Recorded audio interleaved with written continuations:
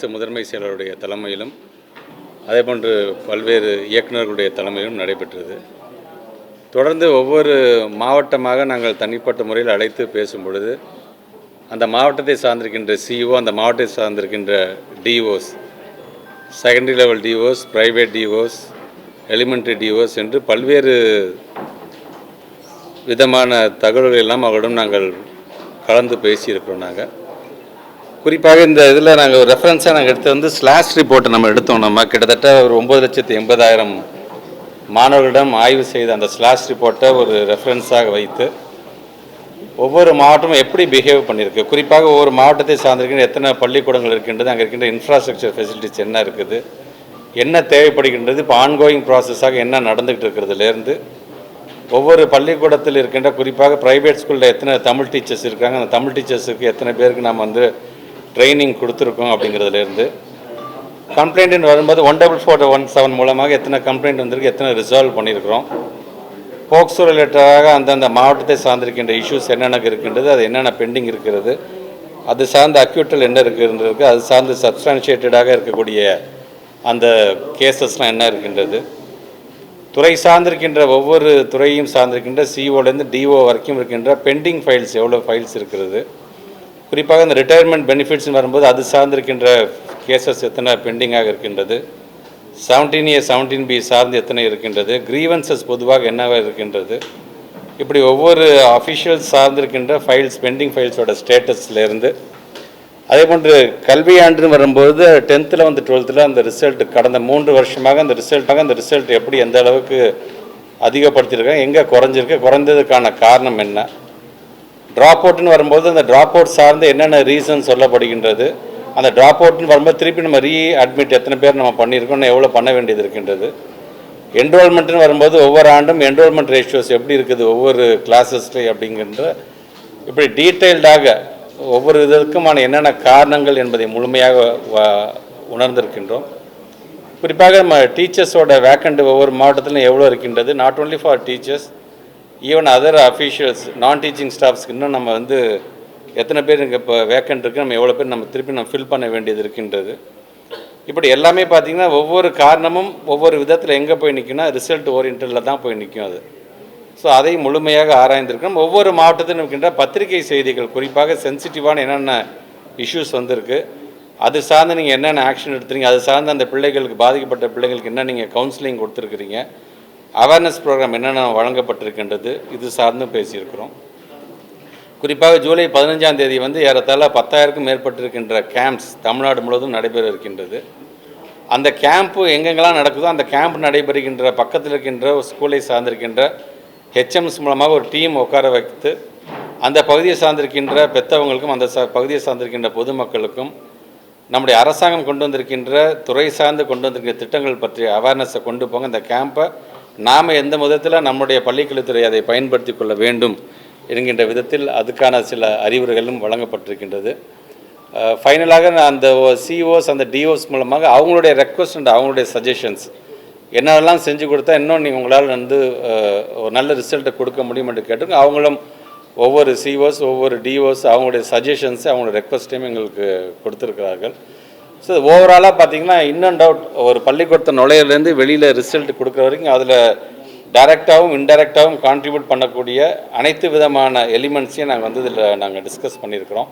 ஒரு நல்ல விதத்தில், ஏன்னா இது ஒரு ஊக்கம் தருகின்ற விதமாக ஒட்டுமொத்தமாக ஒரு சிஓ மீட்டிங் நடத்ததை காட்டிலும் எல்லா சிஓஸையும் எல்லா மாவட்டத்தையும் வர சொல்லி ஒவ்வொருத்தரையும் தனித்தனியாக சந்தித்து அவர்களிடம் கலந்துரையாடும்போது இன்னும் நிறையாக நாங்களும் தெரிந்து கொள்ளுகின்ற விதத்திலும் அனுபவம் வாய்ந்த நம்முடைய அதிகாரிகள்லாம் அந்த நம்முடைய ஆஃபீஸர்ஸ்க்கு சிஓஸ் அண்ட் டிஓஸ்க்கு அவங்க சில வித அறிவுரைகளை சொல்வதாக இருந்தாலும் சரி, எல்லாமே அக்ராஸ் த டேபிள் இங்கேயே நாங்கள் வந்து பேசிக்கிறது மாதிரியாக இது அமைந்திருக்கின்றது.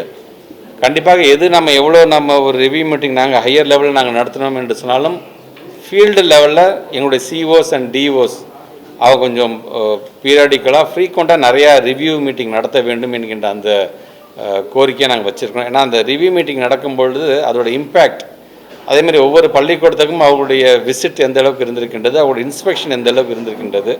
ஸோ அந்த மாதிரி அடிக்கடி கொஞ்சம் விசிட் அந்த மாதிரிலாம் போகணும்னு சொல்லும்போது அது சார்ந்தும் சில கருத்துக்கள்லாம் அவங்க எடுத்து சொல்லியிருக்கிறார்கள். ஸோ அது கண்டிப்பாக ஒரு ஹையர் அஃபிஷியல்ஸ் நாங்கள் தான் போய் ஒரு இம்பேக்ட் ஏற்படுத்தணும்னு அவசியம் கிடையாது. அந்தந்த மாவட்டத்தை சார்ந்திருக்கிற டிஓஸ் சிஓஸ் போய் ஒரு இன்ஸ்பெக்ஷன் உள்ளே போயிட்டு வந்தாலே அது மிகப்பெரிய ஒரு மாற்றத்தை கண்டிப்பாக அது கொடுக்கும் என்று அந்த அறிவுரையை நாங்கள் சொல்லியிருக்கிறோம். ஸோ டீட்டெயில்டு ஒரு ரிப்போர்ட்டாக இது நல்ல விதத்தில் ஒரு பயனுள்ளதாக அமைஞ்சிருக்குது. 2 நாள் அப்படிங்கிறது இல்லாமல் இந்த 2 நாட்களையும் பார்த்திங்கன்னா அவ்வளோ விஷயத்தை நாம் பரிமாறி கொண்டிருக்கின்றோம். அவங்களுக்கு நாங்கள் அறிவுரை சொல்லியிருக்கிறோம். அவங்க மூலமாகவும் சில விஷயங்கள் நாங்கள் கண்டிப்பாக தெரிஞ்சு வச்சுருக்கிறோம்.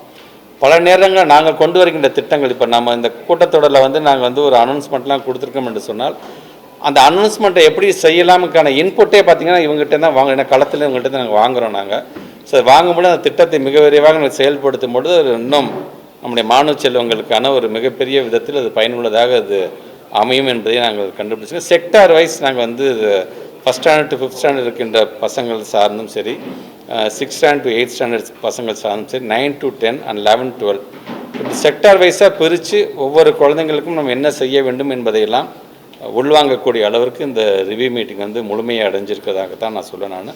பட் இருந்தாலும் இப்போ இந்த ஒவ்வொரு ரிப்போர்ட் கார்டும் பார்த்திங்கன்னா ஒவ்வொரு மாவட்டத்துக்கு தனியாக நாங்கள் எடுத்துருக்குறோம்.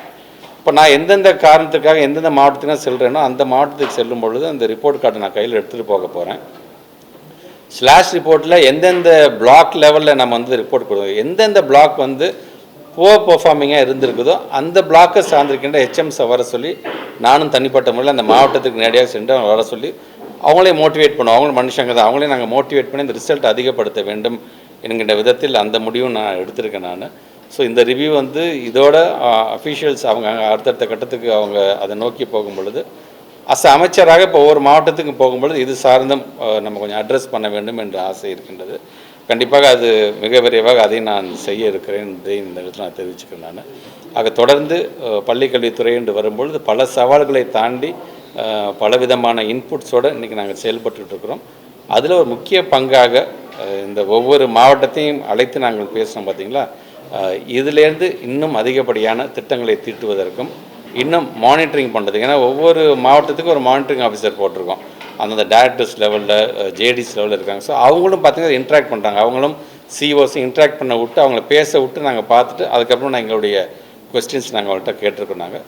ஸோ ரொம்ப டீட்டெயில்டு இந்த ரிவ்யூ மீட்டிங் நல்ல விதத்தில் பயன் தரும் என்கின்ற நம்பிக்கை எங்களுக்கு இருக்கின்றது. இல்லை, அதான் நீங்கள் பத்திரிகை செய்தியில் என்ன வந்திருக்கோ அதில் நீங்கள் சொன்ன மாதிரி இதை பற்றியும் நாங்கள் பேசியிருக்கிறோம். இது சார்ந்து நாங்கள் டிஸ்கஸ் பண்ணியிருக்கிறோம். அதுக்கு அவங்க சில விளக்கங்கள் சொல்லியிருக்கிறாங்க. நீங்கள் சொல்கிற மாதிரி எந்தெந்த மாவட்டத்தில் இந்த சென்சிட்டிவ் இஷ்யூஸ் வந்துருச்சு அப்படிங்கிறத நாங்கள் எடுத்துருக்கிறோம். அது சார்ந்தும் சில சிஓஸ் அவங்க சில முன்னெடுப்புகள்லாம் எடுத்திருக்காங்க. அது பாராட்டத்தக்கக்கூடியதாக இருக்கின்றது. அதனால் ரிசல்ட் கொடுக்கும்போது ஒட்டுமொத்த தமிழ்நாட்டும் அது பயன்படுகின்ற விதத்தில் அது கண்டிப்பாக அது அமையும் என்று நான் தெரிவிச்சேன். ஜென்ரலாக இப்போ இந்த கம்யூனல் இஷ்யூஸ்ன்னு வரும்போது அங்கே இருக்கின்ற கலெக்டர்ஸ் மூலமாக நாங்கள் நிறைய அவேர்னஸ் ப்ரோக்ராம் கொடுக்கணும்னு சொல்லி அது ஏற்கனவே அவங்க பண்ணிகிட்ருக்கதா சொன்னாங்க. அது சார்ந்து சில ஒவ்வொரு டீச்சர்ஸ் ஒவ்வொரு சிஓஸ் லெவல்லையும் பார்த்திங்கன்னா ஒரு அவேர்னஸ் ப்ரோக்ராம் அங்கே கலெக்டர்ஸ் மூலமாக கொண்டு போனதெல்லாம் அவங்க சொல்லியிருக்கிறாங்க. இதை நாங்களும் அதிகப்படியாக எங்கெங்கெல்லாம் இந்த மாதிரியான இஷ்யூஸ் நார்த்லேயே சவுத்துலேயே எங்கெல்லாம் வருகின்றதோ அதை அட்ரஸ் பண்ணுறதுக்கு விதமாக நாங்களும் சில திட்டங்களை அதை நாங்கள் எடுத்துருக்கோம். கண்டிப்பாக அதை நாங்கள் செய்வோம். நெக்ஸ்ட் இயரில் நெக்ஸ்ட் மந்தில் அது வந்துடும். ஏன்னா இப்போ இந்த கவுன்சிலிங் முடிஞ்சிருச்சுன்னா இமீடியட்டாக அதில் 2346 நினைக்கிறேன். அந்த 2346 பேர் நம்ம கண்டிப்பாக நாங்கள் போட்டோம்.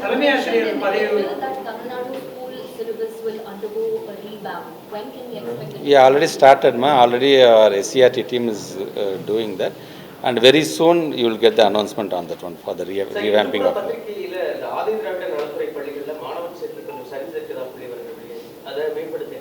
சொல்கிறேன் நாங்கள், ஏன்னா ஏடிடபிள்யூ அவங்க மினிஸ்டர்கிட்ட நான் பேசினது ஏன்னா நம்ம பொறுத்த வரைக்கும் ஸ்கூலில் நிறைய சேரணும்னு தான் நாங்கள் ஆசைப்படுறோம். ஸோ எங்கெல்லாம் என்ரோல்மெண்ட் ரேஷியோ ஜென்ரலாக நம்மளுடைய டிபார்ட்மெண்ட் சார்ந்து கம்மியாக இருக்கின்றது, எங்கே ஜாஸ்தியாக இருக்கின்றது பார்க்குறோம்.